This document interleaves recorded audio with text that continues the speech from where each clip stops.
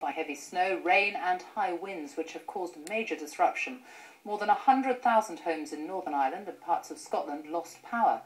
More than 1,000 schools had to be closed at short notice in the worst hit areas. And there have been problems on the roads, rail and at airports. And it's not over yet. More heavy snow is forecast tonight. Here's our correspondent Ed Thomas on a day of disruption. No guesses who's back. Winter with its blankets of snow and blizzards in the back streets of West Yorkshire. Welcome to spring 2013. It meant rush hour became a crawl, with roads closed from Cumbria to County Durham. And near Belfast, even the snowplough was stuck in tailbacks, while others had to dig themselves out. Now we have a decision to go back or try to get on, but unbelievable.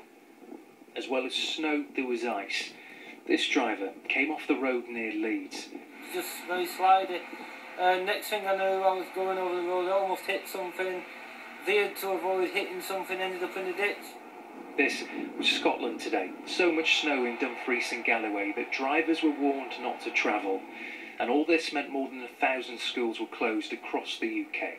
When did you find out your school was closed? About 7:30 this morning. So you need a plan B? Yes, a little bit. Grandma comes in handy.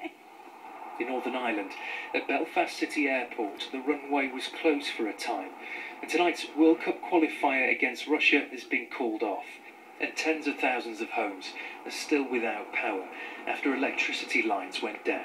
The overnight gales and snow has obviously caused considerable damage to the network. In Cumbria, high winds and snow forced the Sellafield nuclear waste site to shut its plants as a precaution, while in North Wales, in Mold, everything was set for a white wedding.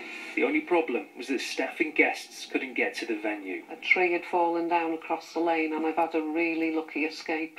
It looks as if I'm going to be sleeping here tonight, but on the plus side there's 15 sumptuous bedrooms that I could choose. And remember, this time last year it was over 20 degrees in some parts of the country. The snow came down quickly here in West Yorkshire. We've got around 5 to 6 inches.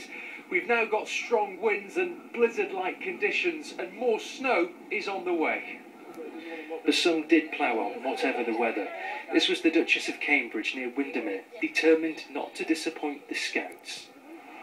There are signs that spring is trying, but right now, winter isn't going anywhere.